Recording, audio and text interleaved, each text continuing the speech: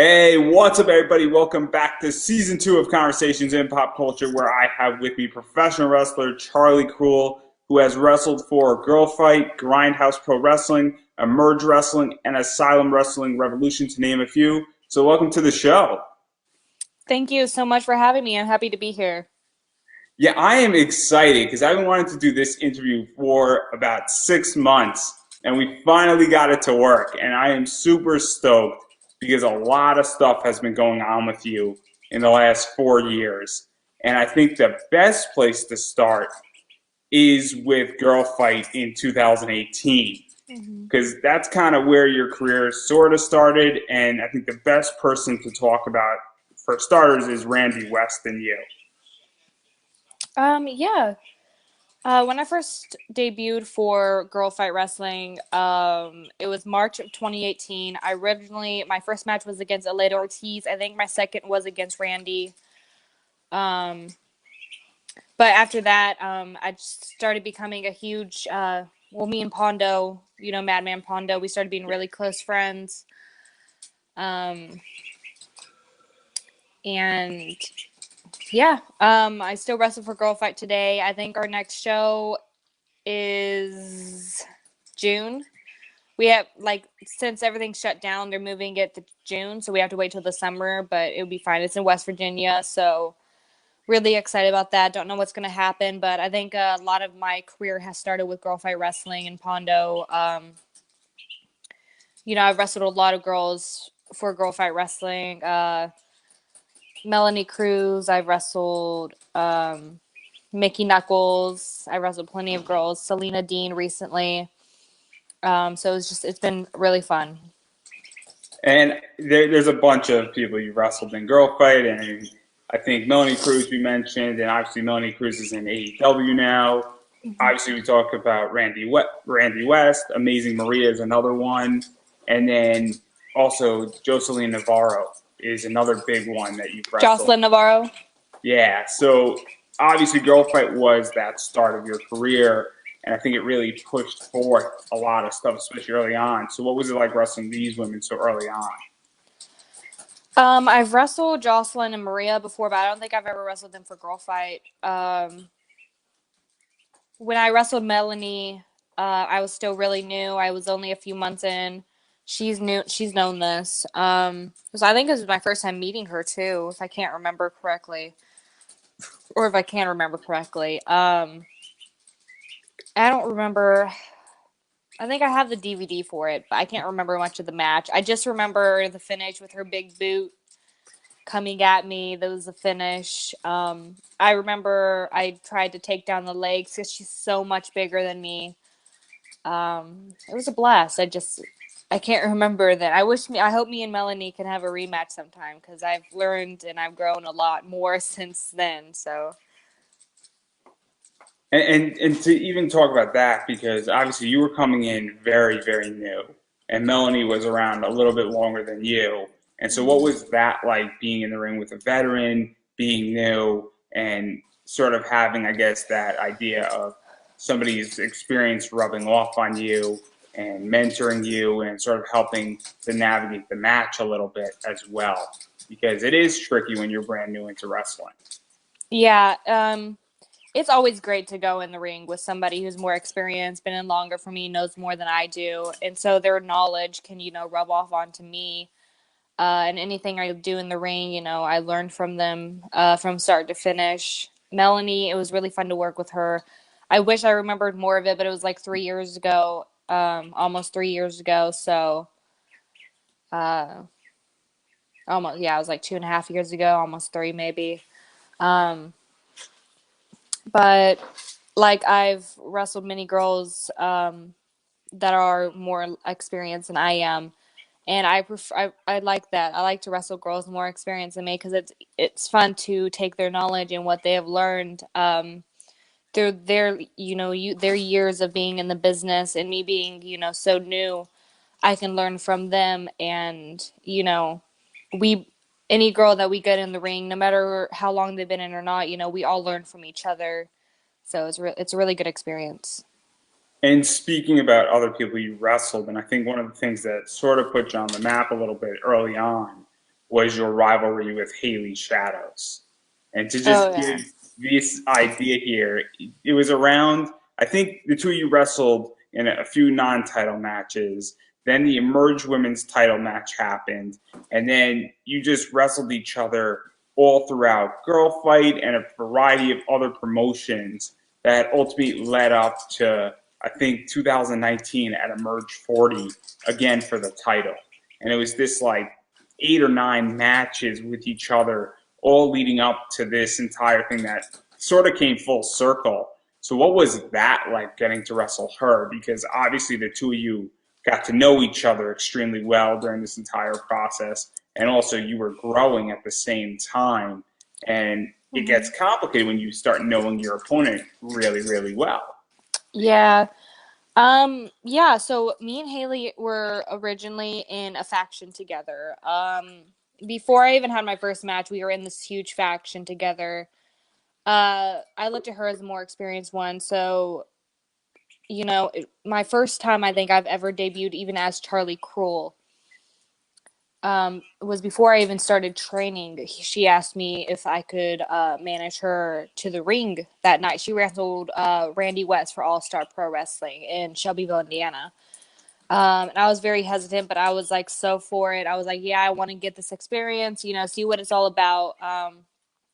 So that happened, and so on and so forth. And we started the faction we were in broke up. We all moved on. Um, and I think me and Haley started our battles and emerge because every single time we'd wrestle for the women's title, she would find ways to cheat to win. And like I get it, like you're going to do whatever you can to win. It's a title. You want to be at top of the business, or I'm sorry, the top of like the promotion, and you want to be the champion, the top of the women's division. They already merged. I get it, but if you're going to be a champion, you want to represent, you got to find other ways than to just cheat, because cheating is only going to take you so far. Now we've had our matches at a girl fight. We had a match, yeah, at girl fight. We had a match at EWE before. Most of our matches have happened at Emerge. I think she's a good competitor. Um, we've never seen eye to eye. She's so much different than I am. Emerge is where we really butt heads because, she knows how much that women's title at Emerge means to me. Uh, as a performer, as a person, as a women wrestler in this business, the Emerge Women's title emerges like a home to me, and everything I wanted right now so far has been to win the Emerge Women's title. Of course, Corona has happened, things have been taken off. They were going to have shows happen, and they had to cancel because of COVID.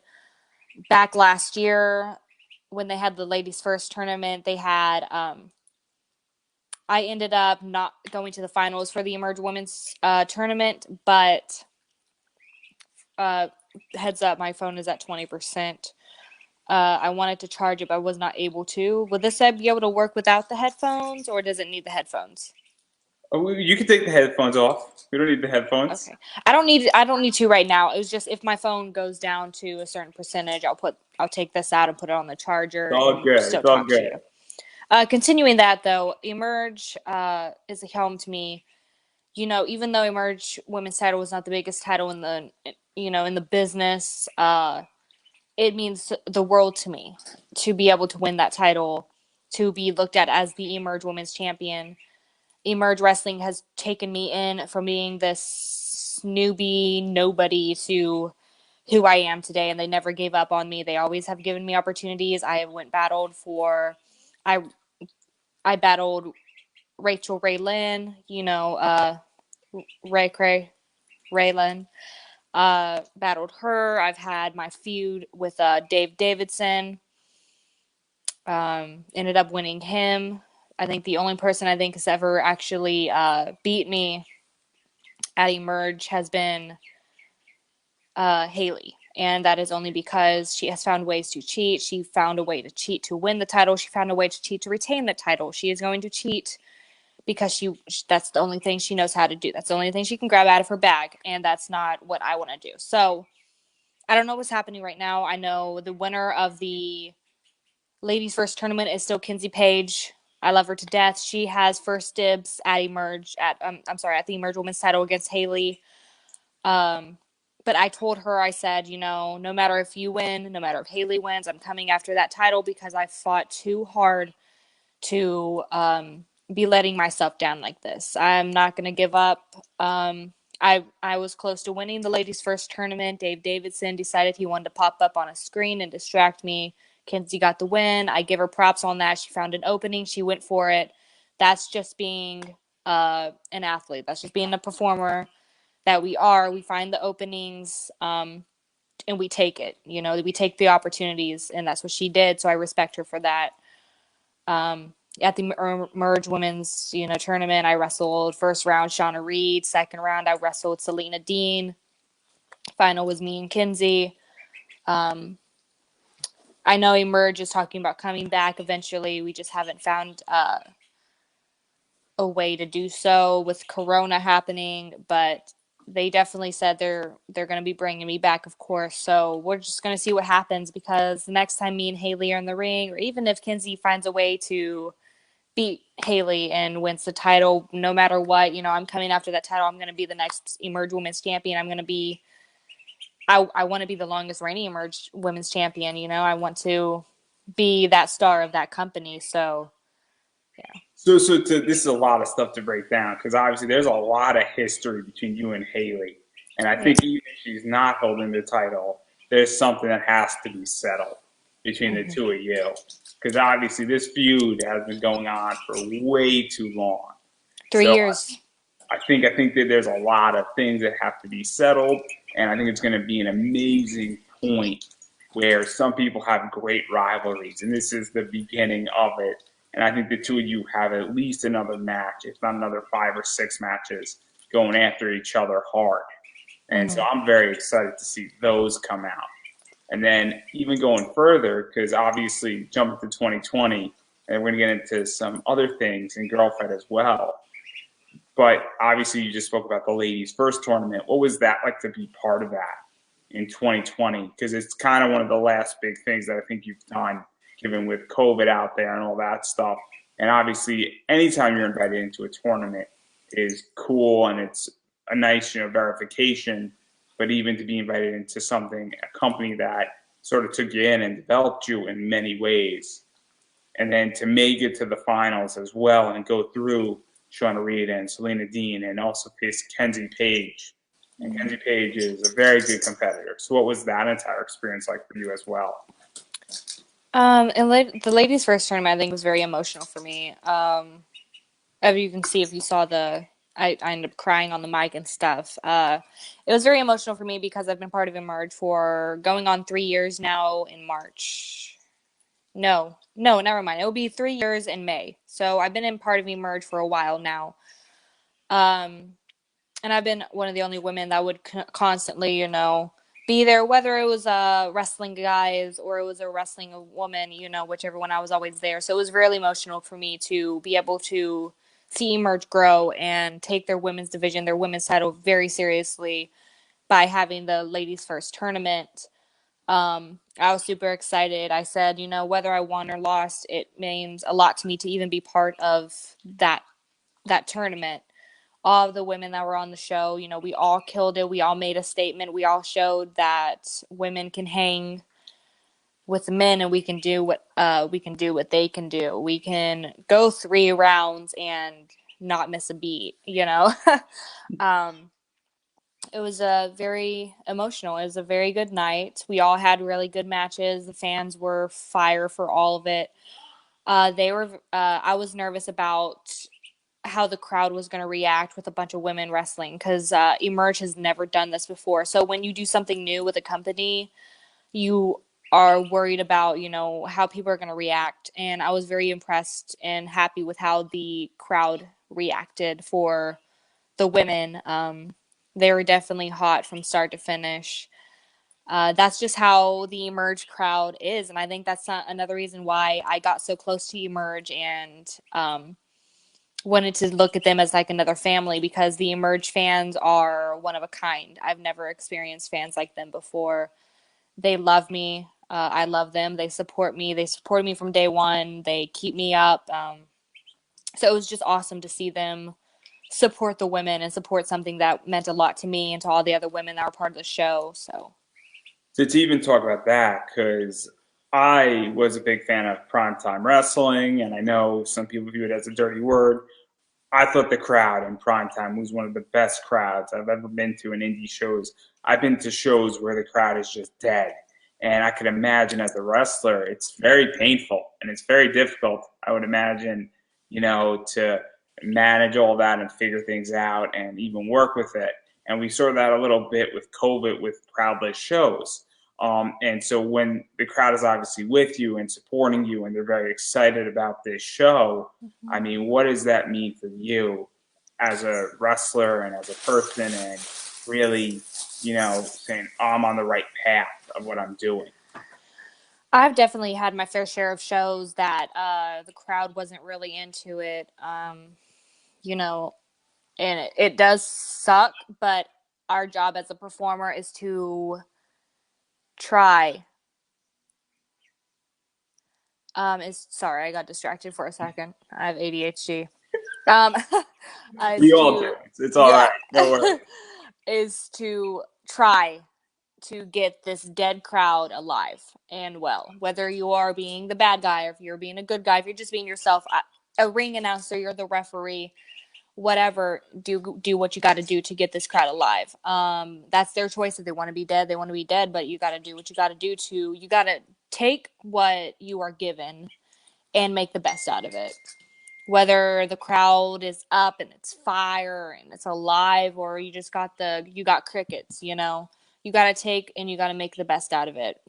I've wrestled in front of 10 people. I've wrestled in front of 100 plus, 200 plus people, and sometimes the smallest crowds are louder than the bigger crowds. It depends on who you're going to be having in the building that night, for fans at least. And like I said, you got to make the best out of every situation. And you know, last time I think I wrestled in front of 10 people, and they were making noise. So you just got to make the best out of it.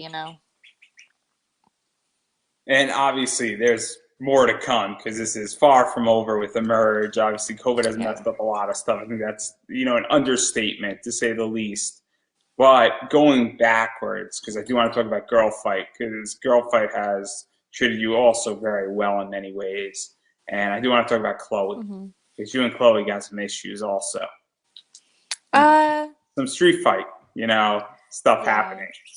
I mean, we've only wrestled twice. It was the The street mini fight for program. girl The fights, mini right? program. Let's put it that way. It's a nice little mini program. You had two street fights, and things sort of were interesting because it's even between the two of you. Yeah. That was a while ago. That was like maybe 2 years ago. No, yeah, it was about 2 years ago. Me and Chloe went back and forth just twice. I beat her the first time. She beat me the second, so we are even. It's fun to have a straight fight with Chloe. Whatever. Because what was that like having a street fight? Because I think this was your first foray into that territory. And it's interesting when people have their first street fight or their first ladder Mhm. match and going into that because it is different and it does expand what you can do in a ring, but it also takes away from the actual technical elements of it because when you're using a chair, it's different than when you're suplexing somebody, for lack of a better word, or you're grappling, or you can't get disqualified in a street fight. So everything is sort of fair game. So what was that like for you? Because it does open it up tremendously. Um, yeah, I think I can't remember, but I think it was my first street fight. It was fun. It was different, but it was fun. It was easy. When you have a street fight in a match that's like no disqualification, anything goes. You can use, like, I remember I had another street fight with like Sabrina Hex or something at Girl Fight. Went I went backstage, grabbed a water bottle, the first water bottle that I found. Wasn't used, by the way. Um, took it, drank it, spit in her face. This was before Corona, by the way.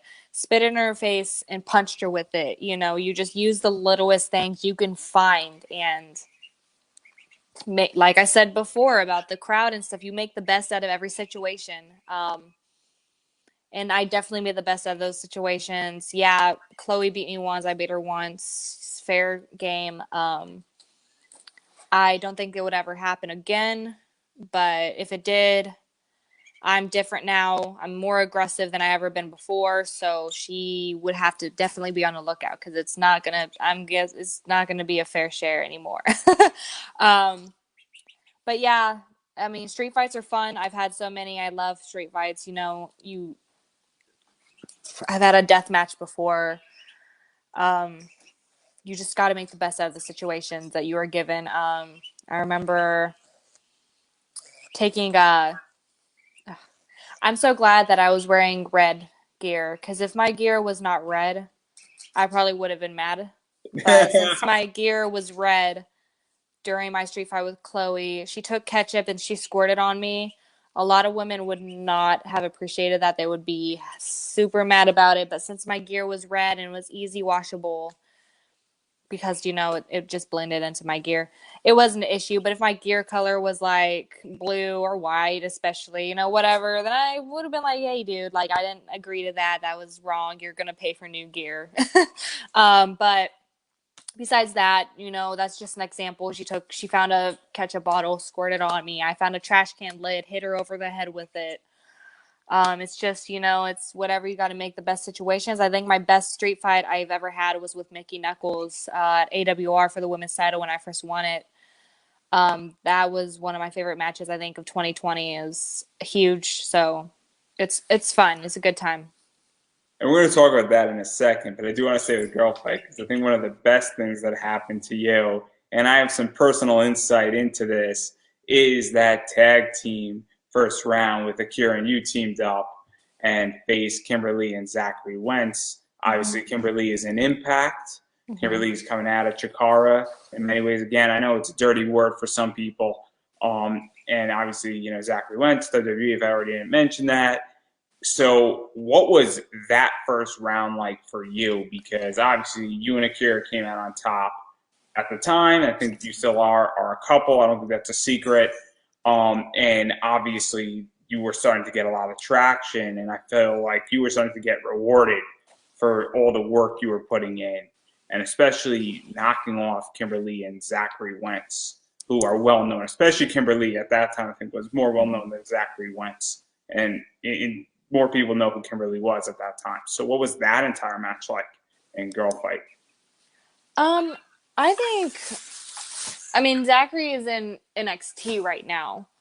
Kimber Nothing is also in against Impact. him. Nothing against him. I want to make that clear. I'm just stating how I view everything. But obviously, Zachary, yes, he's in NXT. Continue.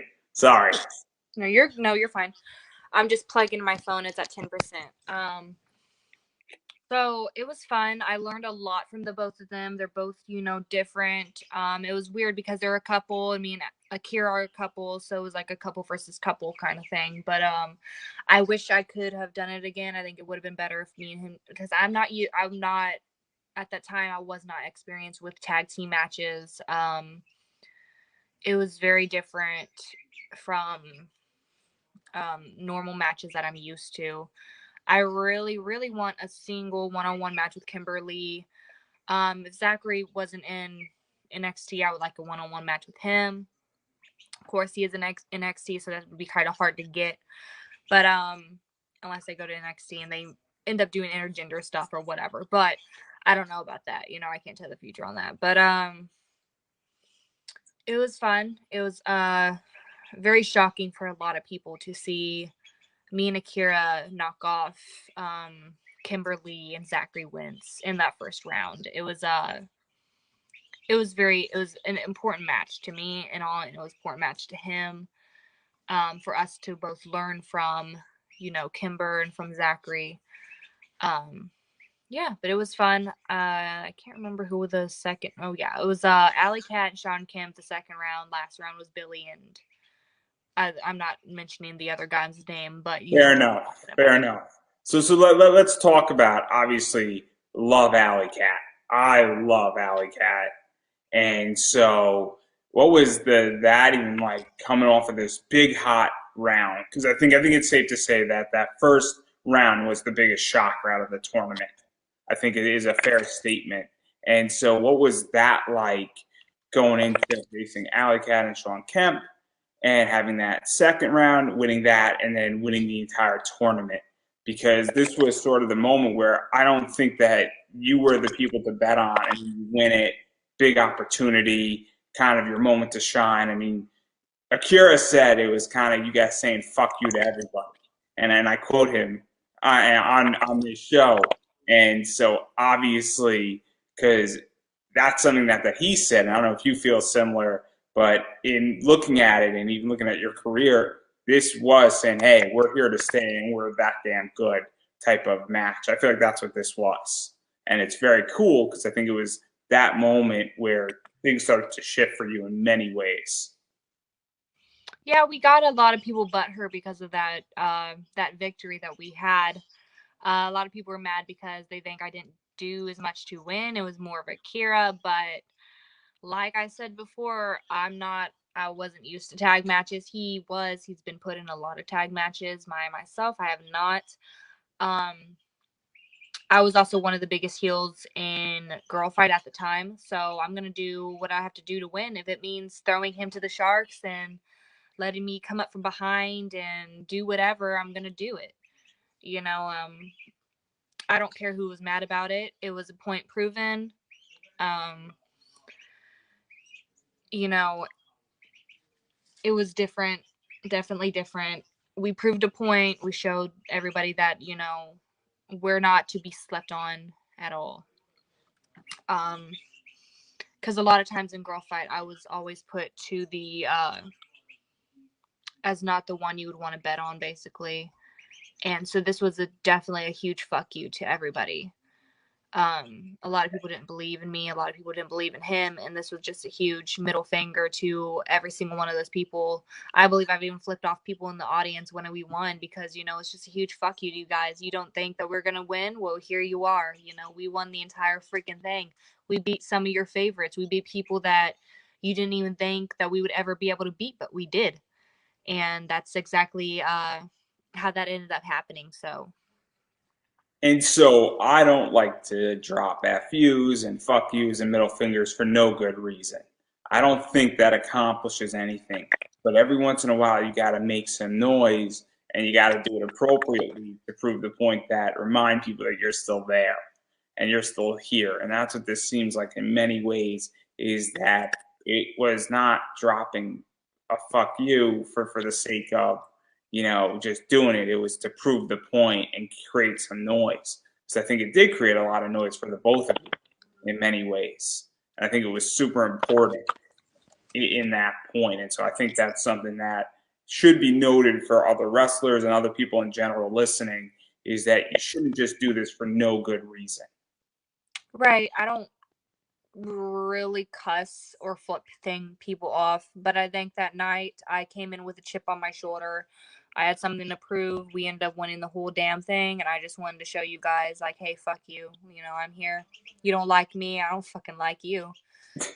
So it was just a point proven, and we showed that we can do it, that we can hang with some of the best, and we shut everybody up after that. So And even going further, because I think a little bit before and a little bit after, you also were teaming with Akira a lot, and you've done a bunch of matches and in Wild Championship, Wrestling Outlaws, and a variety of other promotions. So, what was it like teaming up with your boyfriend? Because there are wrestling couples out there, and there's people who have spouses that are not wrestlers, and it is cool when you get to wrestle with your spouse, your partner, and wrestle as a team and even sometimes wrestle against them as well, because it is kind of a cool thing that happens. And not every wrestler and wrestling couple gets that. And it is a very unique bonding experience, I would imagine. So, what was that like for you getting that opportunity to do it? And obviously getting this tournament win too and etched into the books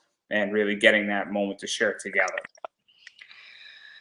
Well, besides the tournament, the only other time we've tagged was literally two other times, and that was at that one place in Indy, that one show in Indianapolis.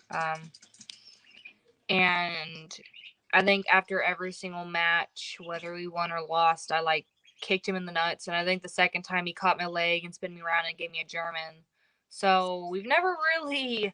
Uh, and then this round, I was basically bullying him to be mean the entire time because I was mean myself at the time. So It I was think we not went. a fun, unique bonding experience. Yeah, we're different. We're two different people. I guess it's not your typical couples, position. It definitely isn't. And I walked into that because I knew the answer to it before I even asked. This is even going further off of Akira and talking about some other stuff, because obviously you faced Billy in the finals of this tournament, and you and Billy have worked together and faced each other in a variety of matches in Grindhouse. You also faced people like Alice Crowley and Hazel and a few other people. Amazing Maria too is another one, and obviously this is a group of women. So let's start with Billy. What is it like working with Billy Starks? Because I love Billy Starks in so many different ways, and I think she is amazing. Everything she's done, and you and her have teamed up. You faced each other. You've been on opposing sides, the same sides. You've been in a variety of different types of matches. And so, what is that like for you working with her? I was her first feud, I think, ever at Grindhouse. We, I think, literally wrestled for a year with each other. Um, we learned with each other. We've trained with each other. We still train with each other. Tomorrow is a match between the two of us. We're wrestling tomorrow again at the arena where we started everything. So it's kind of, a huge deal. Um, I love Billy. I love wrestling her. We tag teamed at Paradigm. It hasn't been released yet, but we tagged again with Mickey in a 6-person tag. I'm sorry. It's great to wrestle Billy. It's great to work with Billy, train with Billy. She's a really good person, I think. So she really cares about this business. She cares about helping others. And, and, I and really to appreciate even that. go, to even go further off that, because obviously you're teaming up with her and you're going against her, you're training with her. What is it like to put a match with her and face her? Because now you know your opponent extremely well, and obviously since you've done a bunch of matches, you now have to sort of try new things to outwit and outsmart your opponent, and that forces you to evolve in a much quicker position. Because obviously you want to win, and you got to keep the crowd entertained, and obviously your opponent knows you and you know your opponent, and therefore you have to find to do something new in the ring that they're not going to expect. So what is that like for you when you know your opponent, and Billy in this case, extremely well? I think that's the fun part about wrestling somebody you know very well, because I do know all of her stuff. She knows all of my stuff. It's been a while since we've actually wrestled each other, so let's see what we can bring out of our bags. I've been watching her stuff. She's been watching mine. I think that's the best part about, like I said, wrestling somebody that you know so well, is that you don't know what you're going to do. So you have to do things differently. You have to like surprise them and just come out of nowhere and do something you've never done before, because they know your shit. So she knows my stuff and I know her stuff. So it's just, it's the surprise factor of it all. It's what's going to happen. What are they going to do next? Every single match is entertaining and interesting because you don't know what's going to happen. You don't know what I'm going to pull out of my bag. You don't know what she's going to pull out of her bag. So it's just like it's a new match every single time. And obviously, I think you and Billy are going to go a few more rounds, because it's just the way it's going to go. And I think Billy is, and also just talk with Billy Starks. Billy has evolved so massively, much like you have in the last 4 years, where it's just insane how far people come. And I think that that's credit to you as well in that regard. And then also, I want to talk about Amazing Maria, because she's going to be on Sunday, and you've had a few matches with her. and I think you've had two championship matches sort of involving her in many ways. So what is it like facing her? Because she's a little bit older, I think, than you and Billy, and she's been around a little bit longer. And so what is that like to have her as more of the veteran in the wrestling industry? And you're sort of still newer in many ways. We had my first singles debut match was actually against her. Lost my grindhouse women's title to her. She's a great competitor. She was good to learn from. Really good to put in the ring with really green kids that don't know shit like myself. Because she'll definitely help you around with that. She'll give you good advice. She's a very motherly figure to myself and Billy for many years and many years to come. I'm sure. She has a daughter right now that's in wrestling. She's doing very well. She's an all-around great person, great wrestler. Definitely has been around places. But yeah, she's doing very well, and I would like to have another match with her sometime too. And I also think one of the things that highlighted this match is those championship matches. Even though you lost it, you dropped the title to her, and then you were also involved in Heroes and Legends and their title, and that was a crazy six-person match. I mean, that was just a crazy match to put it nicely. What is it like to even be in those types of matches? Because I think they do mean something. Titles in wrestling. Some people say, "Oh, they don't mean anything." I tend to think they do because they do highlight the match. They make it more important. They give it something meaningful, and it is super important to have these title matches. A belt actually means something. It looks a certain way, and it means something. So how did you feel about all those matches and really it being elevated because it gets eyes on the match? Yeah, titles, a lot of people say, oh, titles are just a prop, blah, blah, blah, blah, blah, but they mean something. You don't just win them to win them. If a company or promoter, whoever is going to give you the chance to represent their division, their company with their title and trust you, it's a really good feeling. It's like AWR, trust me, being their women's champion and being the leader of their women's division they have, being one of the top competitors, not just women competitors, but literally one of the top competitors of their company. Um, I I remember being super super excited for Wrestling for Heroes and Legends for that match, whether I won the title or not. It was just super fun for me to be part of. I've never been in a super crazy match like that. I think it was very good. I loved it. I can't remember. I haven't seen the match in a while. I don't know if it was uploaded or not. But I think I really liked being part of Heroes and Legends because I was a fan in the audience once at Heroes and Legends. 2017, 2016, something like that. And so seeing that and evolving and being able to be part of there and having the promoter trust me to be part of that match and want me to help grow, it was a really good feeling. And so It was a crazy match, and even talking about that as well as that, because obviously you said it's crazy. I think it was a wild, crazy match as well, and those matches in six ways do give massive opportunity if they're done the right way, where everybody can shine. I'm a big freelance fan, and they are infamous, and they're not infamous. They're famous actually for their six scrambles, and most of their shows start off that way.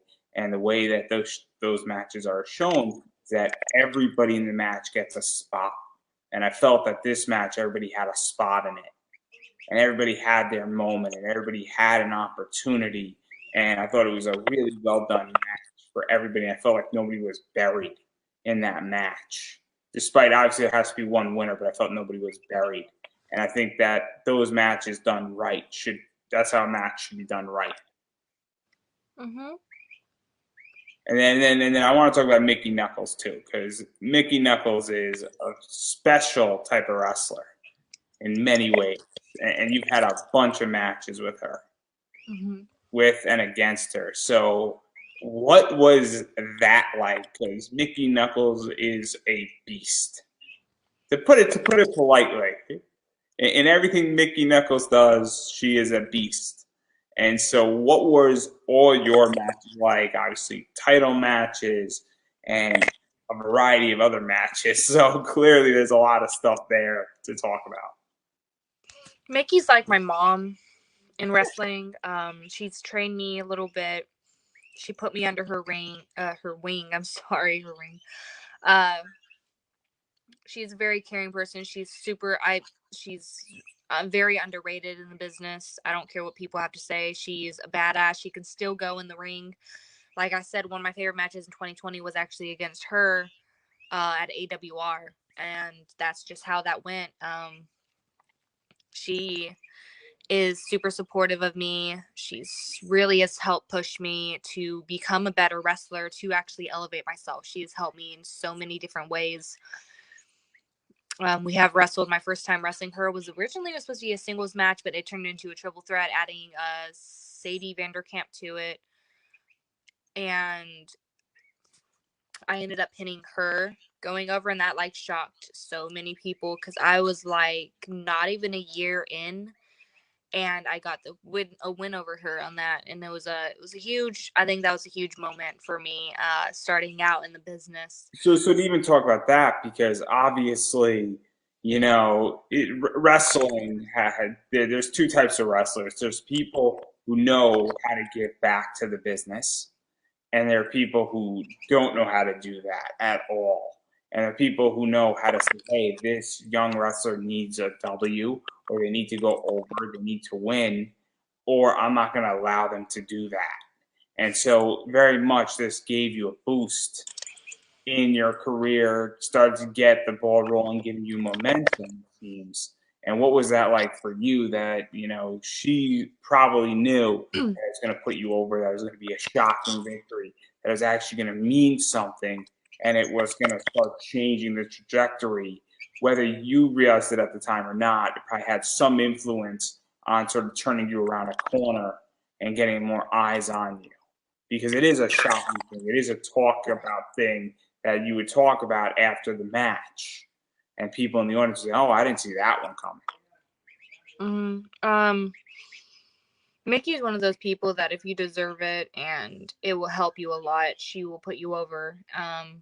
She will help elevate you. Like I said, she's helped elevate me so many times.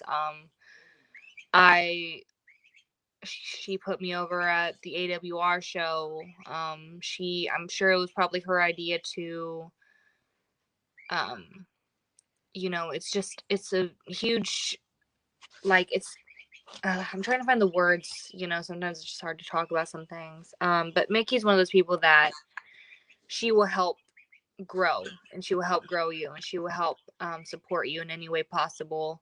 She's just that kind of caring person. So yeah, it means something for people like that to be like, hey, I want this person to win because they deserve it. They've been working hard, you know.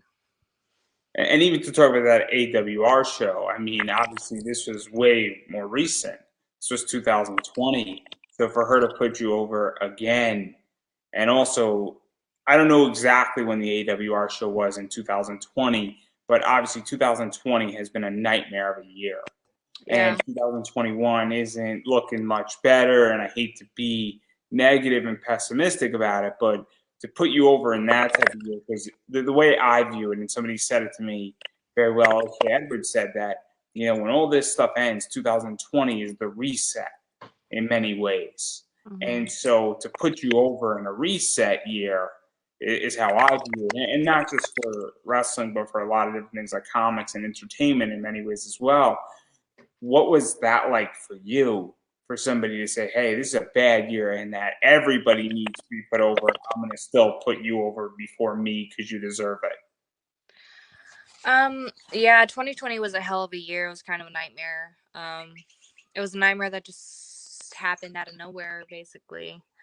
Nobody really see it coming. When it first came out, nobody believed it. Everybody thought it was just a hoax, whatever. Came to be not a hoax, can be a very, very serious thing. And it was just it just meant a lot, just to be able to wrestle Mickey is an opportunity that I wouldn't take lightly. it's the opportunity you take, and you just gotta make the best of it.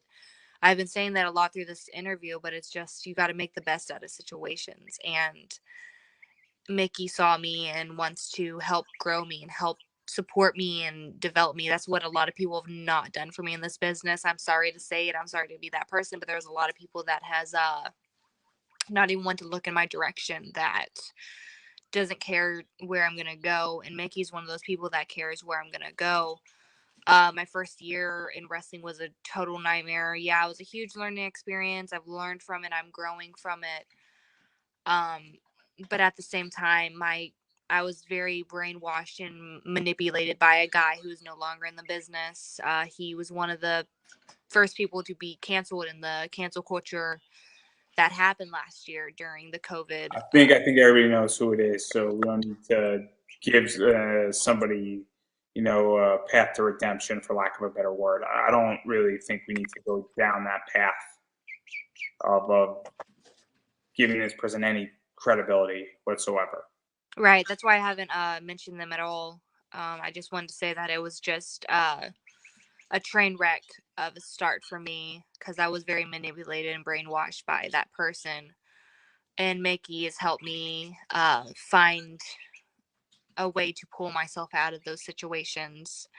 She's always cared about me from day one, and she's never taken opinions that people have said about me. She's made her own opinions, and she's always liked me, and I've always liked her. And she's just a great role model, a great all-around person, very caring, loving, supporting, an amazing wrestler, super talented, should be booked everywhere. She's just an all-around great person.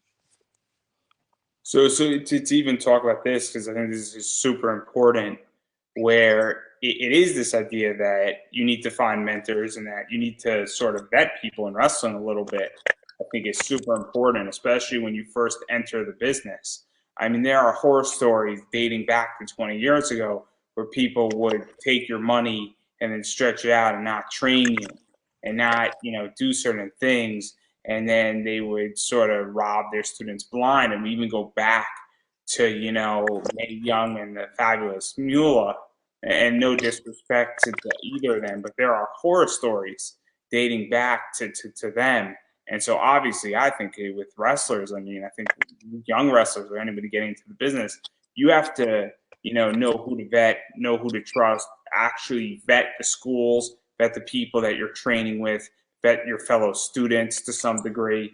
And when things start going bad, I mean, I've had an interview with Billy Dixon. Billy Dixon was in a very rough, position when he was training and in a very abusive school. And when he got out of there and he went to a better school, things got better.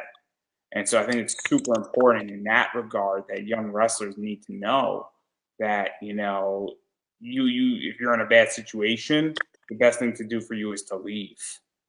There's always another wrestling school out there. It might be 50 miles away, but there's always another wrestling school out there. Yeah, I remember before I went to Grindhouse, there was a training school, or whatever you want to call that, that wanted $500 for me to try out. Yeah, $500 for me to try out, and then an extra 1,000. I think an extra $1,000 to actually start training.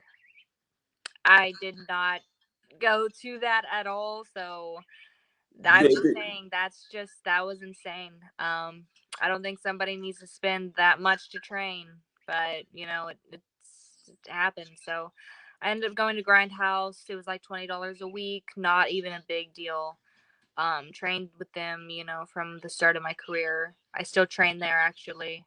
So There's an old saying when somebody says, "I'm not going to work for free," to you on a particular say, "Hey, I'd like to interview you." It's always a red flag.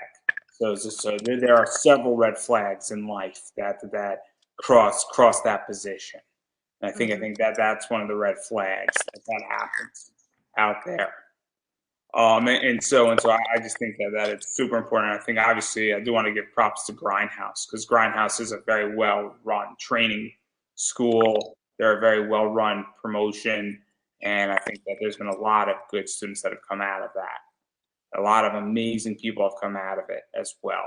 Yeah. They're definitely I think it's a good training school for people to go to. They've had different trainers here and there, but it's a really good training school to go to. And so, obviously, getting back into some wrestling because there's some fun stuff to talk about, and that you've been involved in a few fun matches. And the first one I want to talk about, and it's slightly out of order, is that you were involved in a casket match against Mother Endless. Yes, I was. So, what was that like? Because I don't remember a casket match on the Indies. It's been a long time since I've heard of a casket match on the Indies. I was super stoked for it, besides the fact that I did receive a major concussion, was flown to the hospital. I don't remember much of the match. I'm going to be honest. I don't remember, honestly, anything of the That match. happens. That happens when you get concussions. I've had a few. I know all about it. I don't remember who I was for a few hours slash days. So I completely understand. Yeah, it was, I remember, me and her just beating the crap out of each other, and I took a move wrong or something happened and I blacked out. Sorry, I blacked out. Um, I seen clips of the match. You could definitely tell something was wrong when it happened. I came up and So I was let's talk about this because this is super interesting. So obviously, and I was at a seminar with Bryce Remsenberg, and he wasn't CPR certified. Like the first 16 years, he was talking about with safety, and things go wrong in wrestling matches. They just do. It's inevitable. And so, what was that entire situation? Obviously, looking back, or even now thinking back and reflecting backwards on it, that obviously something was wrong. You're beating the crap out of each other. Then you get a concussion. And then obviously the end result is that you got airflown to a hospital. And what is all that in your head going through? Because obviously, I would imagine you have mixed feelings in many ways. And you're like, what did I just do? And how did this happen? And, even moving forward, like, how do you protect yourself? And how do you make sure that you're never in a situation like that again, or you're minimizing those situations? Oh yeah, me and her, we talked about it. It wasn't any. I mean, it happens. Like it's wrestling. It happens. I'm not heated about it. It happens. You know. Yeah, and not even against her. I'm just wondering, even for your safety moving forward, like what precautions do you take, and even just what was it like in the ring? And was like the referee figured it out and said, "Oh man, we got to end this quicker now," stuff like that, because that helps. I don't know exactly. I don't think the ref knew. I think when she did it, I was supposed to do something after that move happened, and when I didn't, and I just kind of laid there, she kind of put two and two together. Put me to the casket, closed it, what it was supposed to be, basically. And I don't think anybody knew anything until they got to the back and opened the casket. Because they saw me take the move wrong. They saw me unconscious. I'm sorry, unresponsive. So obviously, they knew something was wrong. So when they opened it, they said, "Charlie, are you okay? Are you okay?" Just trying to talk to me, trying to get something out of me.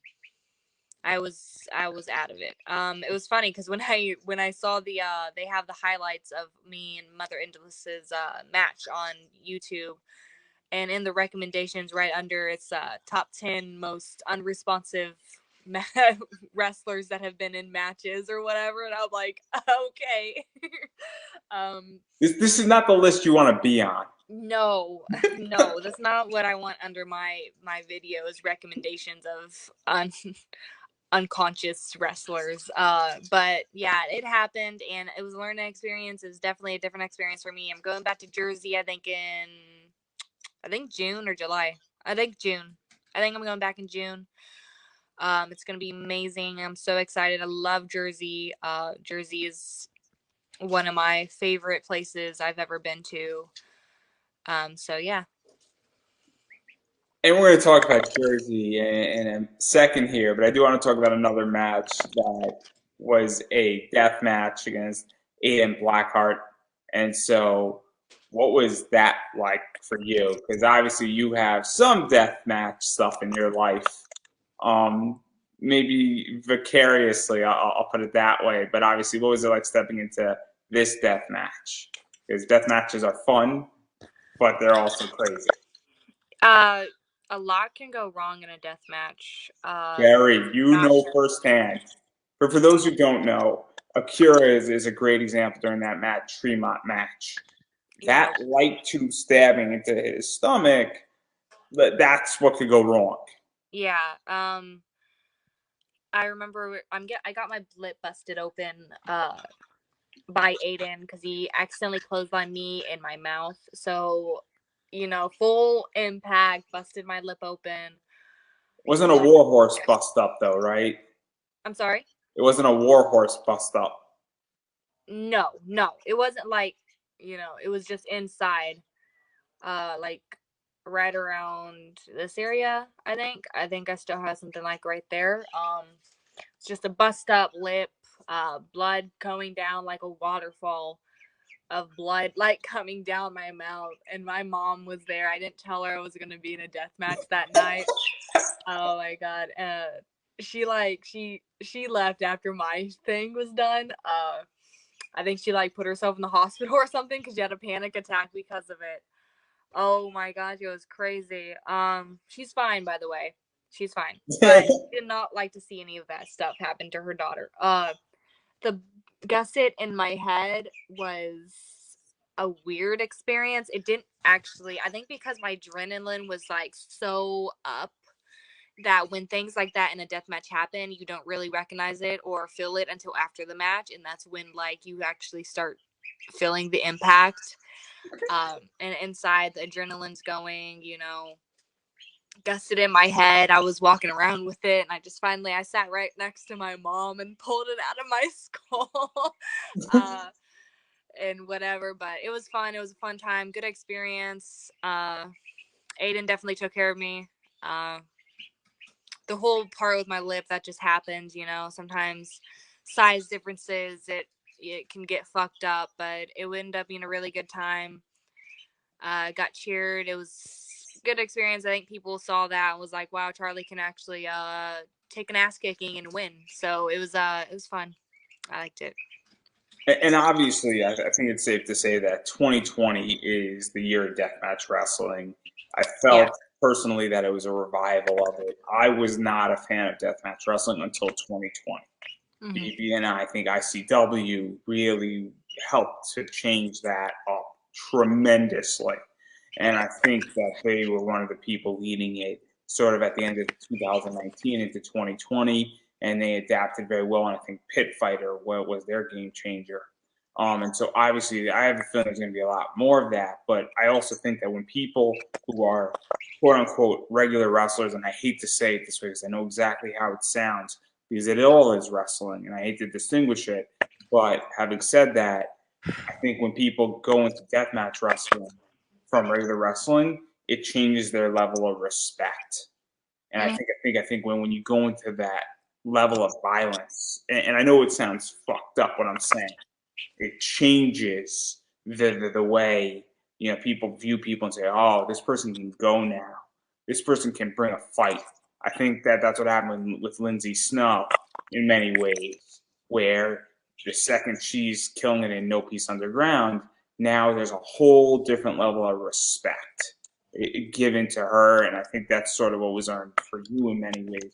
You're like, oh shit, this girl can go, and she could take a chair, she could take a gusset plate, she could take a bunch of things, she could take a busted up lip, and she's fighting like crazy. I mean, Becky Lynch is a great example of that too. What is it? Nia Jax busts up Becky Lynch, breaks her nose, and you see it all bloodied up, and then Becky comes back 3 weeks later or 4 weeks later and takes out everybody. It's this whole idea that respect, I think, comes out of it. People say, oh, and there could be a million reasons why, but I do think it's there. So how do you feel about all of that? I definitely think 2020 was definitely the year of death matches. It was the year Akira, while the pandemic and like everything went to hell, basically everything went crazy. It was a year for Akira, definitely. He definitely grew, and I was happy to see how much he's grown in the business and in Yeah, I depth. think you're selling yourself short a little bit there, though. I'm sorry.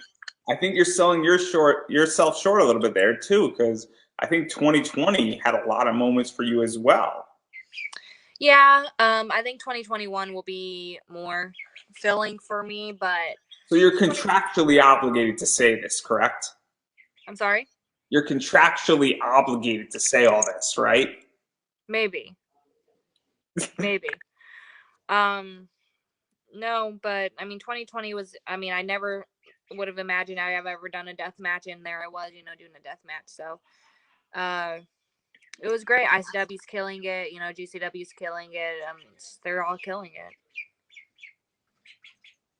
And I think you're killing it too. And I think this match is a gate opener for you in many ways. And I think that if you want to be a female deathmatch wrestler, I think you could easily do it at this point. And I think you would be phenomenal at Oh, I it. appreciate that.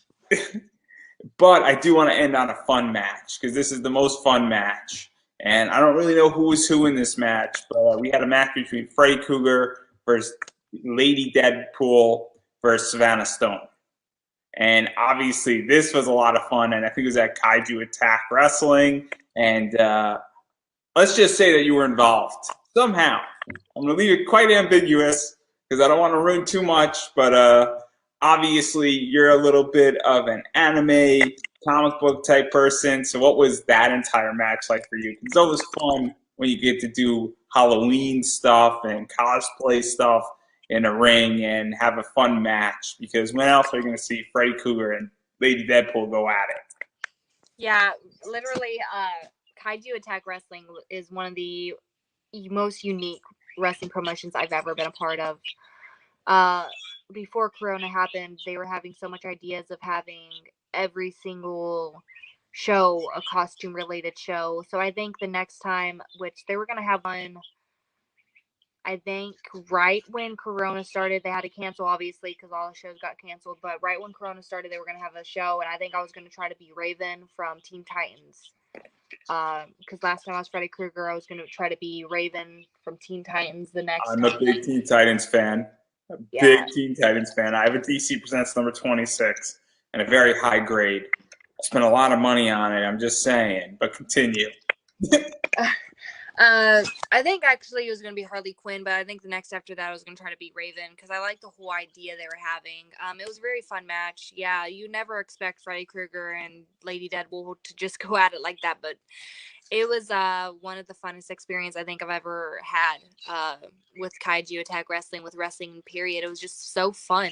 It was crazy. Is like I hope they come back. I was talking to the promoter the other day. I was like, you guys need to bring this back because it's so fun. It's so unique. Everybody has a good time. Fans, wrestlers, refs, everybody just has a fun time with it. So it's amazing.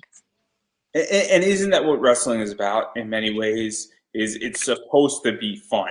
The most fun shows that I've ever been at have been shows that have been like free. So I went to a free wrestling show at University of Maryland, which was Flying V, which was one of the most fun shows I ever went to. And then the last show I went to was Butch vs. Gore, and that was an amazing show. And while it wasn't free, just the environment was fun. So this seems perfectly fun. Like I went to a cosplay wrestling show at an anime con. Super fun. It was amazing. It was like the bad heels were all Team Rocket, and then you had a bunch of other people from like pretty much Shonen Jump versus them. It was the most brilliant thing I've ever seen in my life. And it was amazing. And that's what it is to me. That's what wrestling is. And this seems perfect and fun and brilliant. And so isn't that what wrestling's supposed to be in many ways? Yeah, I always say if you're not having fun, you need to not be in it. Because if you're not having fun, then why are you in it? Like I get it, money, money, whatever. But the point of being in it is to have fun. You have fun, you you get to do this the rest of your life. Um, it's just wrestling's amazing, and I love it so much. It's so fun to be in. You get to not be yourself. You get to be a different person all the time. Every time you step foot in the ring, so it's great. And that's the match I want to end on, but I know a bunch of stuff is coming up. So I know you got a future match tomorrow you got something coming, either doing or coming out. Sunday, I think you have something possibly in Texas. And then I know that you have some stuff, I think, at the end of February as well, if I'm not mistaken, with Lana Lennox and Maxine Peller, unless that's on Sunday. I'm not exactly sure. Um, unless I can't mention any of this, which I'll just retract myself in that position. And I know that you're getting booked for Mania weekend, which is I'm not even sure what it's called anymore. Is it the Collective? Is it Mania weekend or Mania week? I don't even know. I I'm don't know. so confused. I've been seeing people call it Mania Week, so I'm gonna go with that. And so I know that stuff is coming up with you for that, and that's down in Florida, and hopefully that'll go off the way it's supposed to.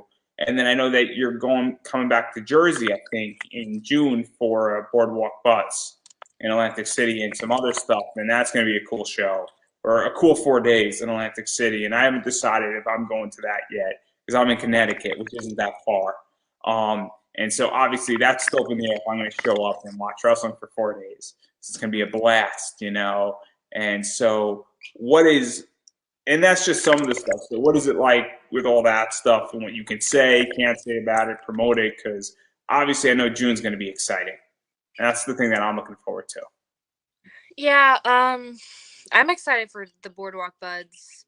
I mean, I don't really have much to say about it, honestly. I mean, I do, but I'm just so tired. So, I mean, I was very geeking out more for it because it was just. You were the first one announced for it, Yeah, if I'm not I was mistaken. the first one announced for the women's tournament, cup tournament.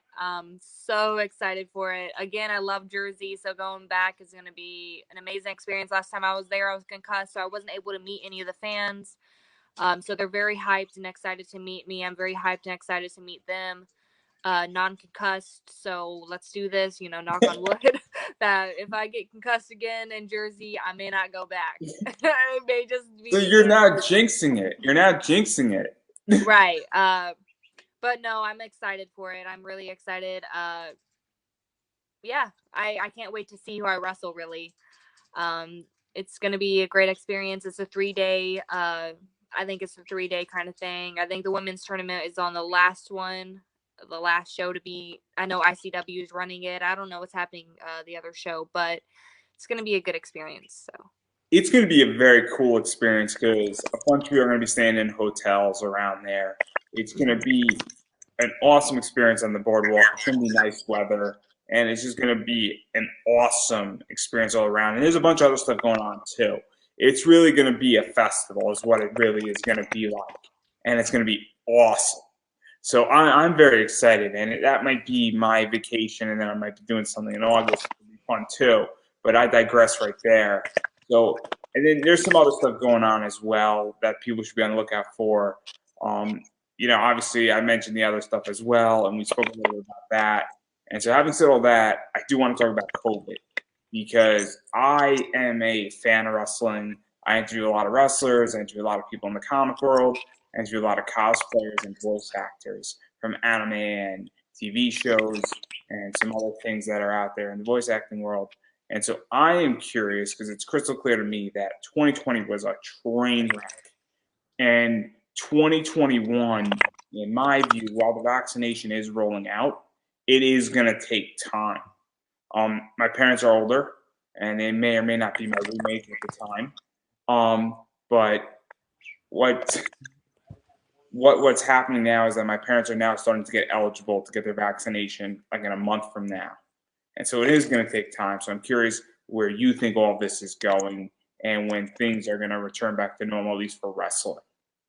I mean, I think we're all going to be all right. If the vaccinate, I mean, I'm going to take the vaccination. I would like to take the vaccination just so I can make sure that, everything will be fine. I think we're all going to be all right. Wrestling's going to come back completely. It's already, I'm picking up more bookings this year than I did last year because of Corona started. So, I mean, we're all going to be good. So do you think that it's going to come back like 500 fan shows, or do you think that it's going to come back 100, 200 and have a slow approach? Or do you think that there's going to be a little bit more social distancing and I mean, like I think that people just need to take baby steps to get to that point. I'm not sure really what to do. I'm not sure about the corona thing. I'm not sure about what's going to happen. I'm on the ride of this crazy roller coaster ride that we're all on right now. So it's just taking baby steps. And then obviously, I mean, my view is that I think it's going to be a very slow approach back, where I think it will come back eventually. I just think that throughout 2021, people have to do it the right way. Because if they do it the wrong way and they take 500 people, even with masks and even with vaccinations, all it's going to take is one person to get it and die from it. And then they were at a wrestling show, and then it's back to square one. And even with all the vaccination stuff, it is. I think it's just going to take a little bit of time. I think masks are going to be here for another 3 years at a minimum.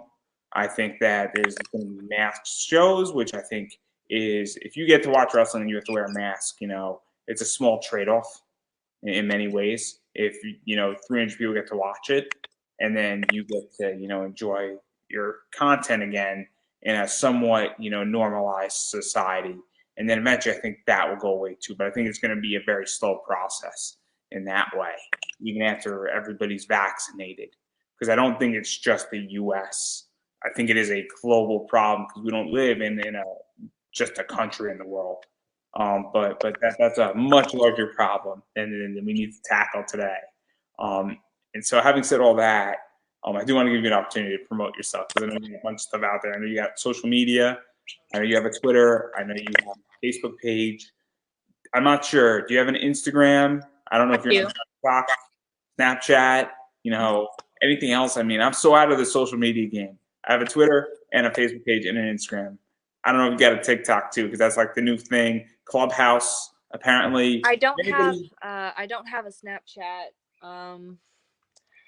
I have Twitter, Facebook, Instagram. Everything's under Charlie Kruel. I have a TikTok now. That's under Charlie Kruel. My YouTube channel page is Charlie Kruel Wrestling. So everything's just basically just under Charlie Kruel if you just look that up. And then obviously merch too, because merch is the best way how to support wrestlers beyond buying tickets, seeing them wrestle. Merch super important. So I'm gonna take a leap of faith and assume you have merch as well. So yeah, I sell stuff at my merch tables, but other than that, I do have a pro wrestling tees store. Just look up Charlie Kruel in the search bar, and it will pop up all my shirts that I have. I have my favorite one, which is the newest member of it all. It's a purple-haired maniac one. I have my other shirts there. So if you want to go to pro wrestling tees, and get you a Charlie Kruel shirt, post it, tag me in it. I'll always, like, retweet it, comment on it, even. I appreciate the support. yeah, and I'm gonna second that on you gotta support, and I've been saying it with everybody. You have to support indie. You have to support indie wrestling. It is super important right now, and the best way how to support indie wrestling is supporting financially. And that means buying people's shirts, buying their 8x10s, buying anything that they're selling on their pro wrestling tees, or DMing them if their DMs are open and they're selling directly, or a big cartel. Super important at this point, because it does make a difference. It is massively important to do that. It not only shows that you're putting your money where your mouth is, but you're also, especially in COVID, when people are taking less bookings, that is a massive subsidization. And it is super important. I can't stress that enough to do that. And I will say this, though, COVID's been tough on a lot of people. I have a feeling it's going to get a little bit tougher, and people are starting to recover, while others are sort of still digging themselves out of the hole even further. So if you're in a situation where money is tight, or you're concerned about money in the next 60 days, please make sure your mortgage, your rent's covered, your electricity is covered, you have water, food, you have warmth, your family's fed, you have gas in your car to get to work, and you still have to go and drive to your job, your dog's fed, and so on and so forth. You have internet, your kids are all right, if I didn't already say that. Please make sure that is taken care of first before you start taking care of anybody else outside of your life. But if you're in that situation, please support on social media, because that is ultra important. and it's just as important as supporting economically. That means following on Twitter, Instagram, TikTok, Facebook pages, sharing that content. Can't stress that enough. Super important to do that. So please, if you are in a tough spot on an economic level, definitely do on social media. If you have the extra money and you like the shirt, please go buy a shirt. It makes a massive difference. And follow on social media and share that shirt, because tell your friends to buy shirts too, because it does make a difference. And also, like, take a picture in a mirror you wearing a shirt and tag Charlie in it, because it will be effective and helpful. So on that note, I think I said it perfectly, and I'm going to give you the final word on anything else you would like to add. I just appreciate you having me, being able to talk about all this and stuff, and definitely having different questions for me. Sometimes if I do an interview, they'll ask like the same questions that a previous interview has done. Not that that's an issue. I'll always answer and I'll always, come up with a different stuff to say, but I appreciate the different answer or different questions. I'm sorry, to be able to talk about this all. I'm just super tired. So like my face is like, I didn't even want to do anything with my face. I just want to put my Jurassic Park hat on and go with the flow on it. But I was excited for this interview. So thank you so much for having me. Oh, believe me, I've been wanting to do this for like 6 months. So thank you for being on, because No worries. it's been a journey, and I've been stoked to do it for 6 months. So finally, we did it. All right. I'm excited about that.